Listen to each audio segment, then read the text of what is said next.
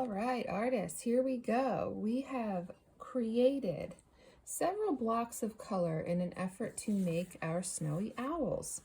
So what I'd like us to do is to think about what we are going to create in each of these sections. Mrs. Sars will walk you through what we need to do.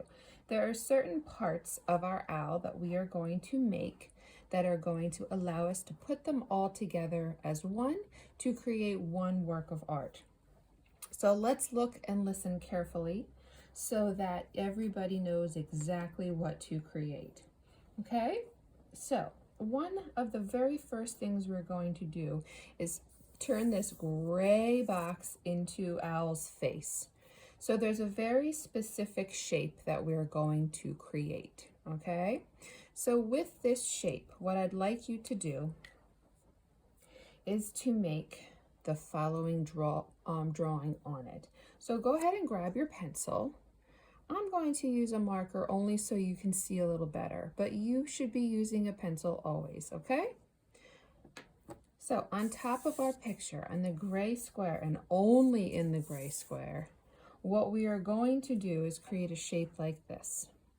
We're going to draw a bit of a, I guess I would call it a slight smiley face.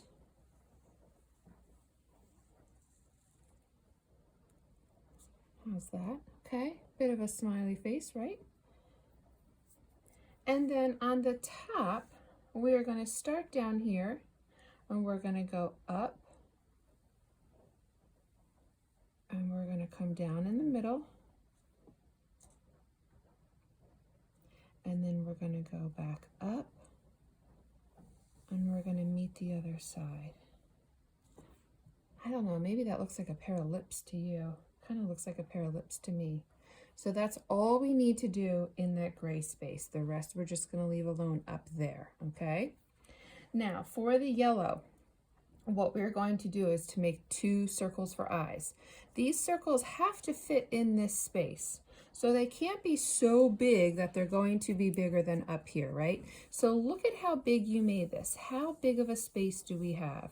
Let's look. Okay, we have to kind of do what I call estimate, which means take a guess. So we're going to make 2 circles and they need to fit inside these spaces, one right next to the other. Okay, so remember when we're practicing a circle, I'd like to get my hand moving like a circle. So I go in a circle motion and just let yourself kind of think about that circle, visualize it, think about it, plan for it. And when you're feeling good and ready, what we're going to do is we're going to make 2 circles. They should be about the same size. This can be tricky, but I trust that you're going to do the best you can do. So I'm going to draw 1 circle. Okay, and I think that should fit in there, right? Yeah. And how many did I say I needed? 2. So here we go. We're going to do it again. Should be about the same size, everybody. Again, we're going to get our hand ready. We're going to just go for it. Okay. Cool. So we have Owl's face up here. We can think about 2 yellow circles here. And now for the black space. What do we need in the black space? Well, let me tell you about what we need, okay? We're going to need 2 smaller circles that are going to go inside the yellow. So should they be the same size? No, they need to be slightly smaller circles, okay? Slightly smaller circles. So I'm going to draw 2 over here. We still have a couple other things to draw in that space. So please leave room when and where you can for the black shapes. We actually have to make 5 black shapes. Can you believe it? So I'm going to do 2 medium circles up here. 1, and they can be close. We're going to actually cut all these shapes out. 2. These 2 shapes are going to go in here when we cut them out. We actually need a nose, a beak for Snowy Owl, okay? So we're going to draw a shape. I don't even know how to describe it. Watch what Mrs. Sars does. She's going to do a frown and then comes down to a triangle. Okay, that's going to be Snowy Owl's beak. And then there's one more thing to do, okay? One more thing to do. Make sure you have all those shapes worked out. We're actually going to make 2 claws.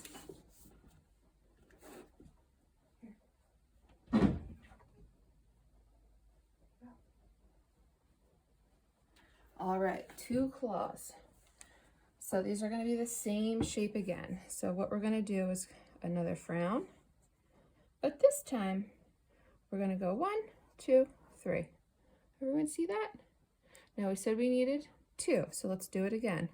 Frown, 1, 2, 3. Cool. So that's going to be our next step. Okay, what we need to do now is actually cut all of these out. We're going to cut this out. We're going to cut these out. We're going to cut all these shapes out. So it's a lot of cutting. What I recommend, boys and girls, is to always cut inside the line. It ends up making the artwork look a little better, because what I don't see is this little scrap bit here, right? This doesn't look very good in our artwork. So if we cut just inside the line, then that becomes the part that we don't use anymore. And we don't have to look at it as part of our art. It's actually what we call craftsmanship. And craftsmanship is keeping our artwork nice and neat. And so by cutting just inside the line we drew, we're actually keeping our artwork just a little more neat. See how you can see that little bit of black on the end there? Just gonna get rid of that. All right, there's my gray shape. Now remember, we have to do yellow circles for eyes. Okay, so hopefully you are getting your scissors. You should be cutting.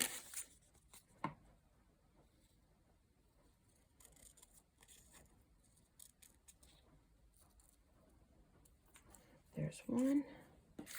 I'll keep everything nice and organized in a pile. Okay.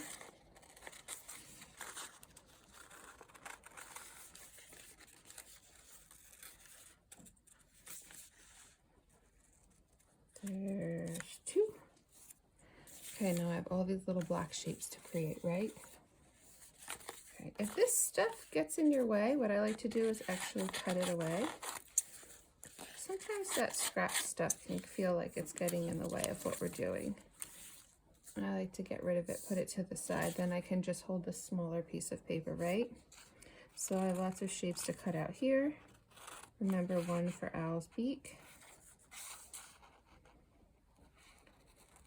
2 for the eyes, and take your time cutting.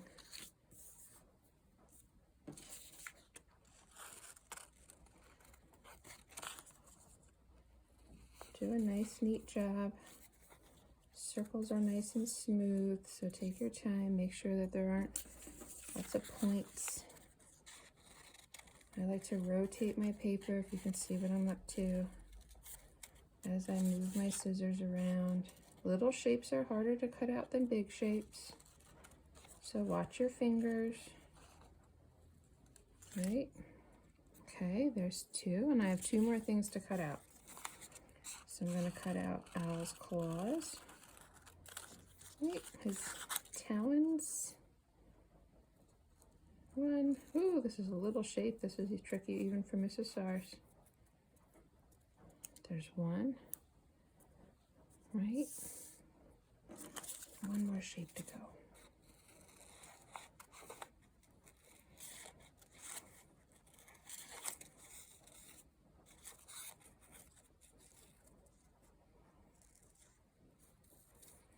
Ah, I did it. Okay. So there's all my little shapes. Now, technically, these pieces are scrap paper. You can decide to throw them away.